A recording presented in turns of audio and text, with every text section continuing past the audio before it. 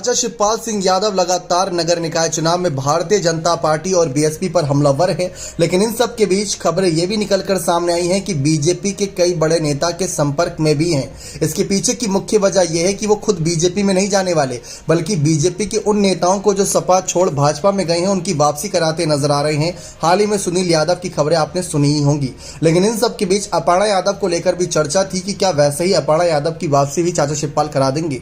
लेकिन जब बीजेपी के साथ साठगांठ की खबरें सामने आई थी तो शुरुआत में 2022 के विधानसभा चुनाव के वक्त ये बहुत ज्यादा मामला तूल पकड़ता नजर आया था। 2017 के बाद से ही वैसे तो ये मामला काफी तूल पकड़ता था, क्योंकि प्रसपा के कई नेताओं ने भाजपा का दामन थामा था। उसमें चाचा शिवपाल सिंह यादव का भी नाम सामने आ रहा था, लेकिन नेताजी के जाने के बाद ऐसा हृदय परिवर्तन हुआ चाचा शिवपाल का कि वो भाजपा नहीं बल्कि बसपा नहीं बल्कि सपा के साथ ही बने रहने का, जब तक रहेंगे उन्होंने कहा था, जब तक रहूंगा तब तक सपा के साथ रहूंगा, सपा के साथ ही मिलकर काम करूंगा, ये बात साफ कर दी थी।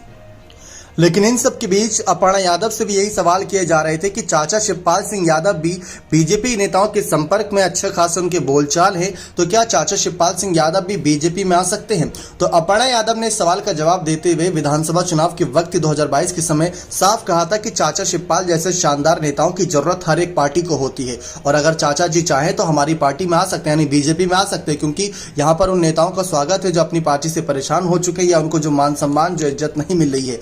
क्योंकि 2017 के विधानसभा चुनाव के वक्त भी ऐसी खबरें थी। इसी वजह चाचा शिवपाल सिंह यादव ने प्रसपा पार्टी का निर्माण किया था, वरना उन्हें वो जरूरत नहीं पड़ती। तो वहीं अपर्णा यादव ने साफ कर दिया था कि अगर चाचा शिवपाल बीजेपी में आना चाहें तो आ सकते हैं। लेकिन अब यहां पर पूरी तरीके से मामला उल्टा हो चुका है। अब यही सवाल शिवपाल सिंह यादव से पूछा जा रहा है कि अगर क्या अपर्णा यादव की वापसी आप भाजपा से सपा में करा सकेंगे वापस? तो उन्होंने कहा कि घर की बहू है और जो भी सुख दुख होता है उसमें शामिल होती है, इस पर ज्यादा कुछ नहीं कहेंगे। उनकी मर्जी है, उनके फैसले हैं, जिस तरीके से वो फैसले लेती हैं शानदार फैसले रहते, तो यहां पर साफ कर दिया था। तो कहीं ना कहीं चाचा शिवपाल सिंह यादव भले ही बीजेपी नेताओं के इस वक्त संपर्क में है, लेकिन इस बार मामला कुछ उल्टा है। इस बार वो भाजपा के नेताओं को तोड़कर सपा में वापसी लाना चाहते हैं, और जितना कद उनका बढ़ता जा रहा है चाचा शिवपाल का, ये बात साफ है कि लोकसभा चुनाव 2024 में अखिलेश सबसे बड़ी जिम्मेदारी अब हो सकता है उन्हीं को देते नजर आए। अभी तो महासचिव बनाए गए थे, लेकिन आगे शायद और भी बड़ी जिम्मेदारी मिलती नजर आए। बने रहे चैनल के साथ, ऐसी और तमाम जानकारियों के लिए बहुत बहुत धन्यवाद।